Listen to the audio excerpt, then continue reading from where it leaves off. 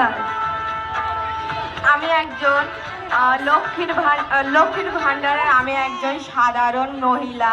যে মমতা বন্দ্যোপাধ্যায়ের অনুষ্ঠিত এই লক্ষ্মীর ভাণ্ডার প্রকল্পটি প্রত্যেকটা মহিলার অনেক উন্নত করেও সামাজিক ও অর্থনৈতিকভাবে অনেক উপকার করে। এই লক্ষ্মীর ভাণ্ডার প্রত্যেকটা মহিলার সব থেকে অধিকার বড় জিনিস, যা নিজে মুখ্যমন্ত্রী মমতা বন্দ্যোপাধ্যায় প্রত্যেককে দিচ্ছে। ব্যাগে ঢুকিয়ে যাব দেবে মোবাইলগুলো। আমি পরি সবকে সাহায্য করতে, তার জন্য এখানে উপস্থিত হই।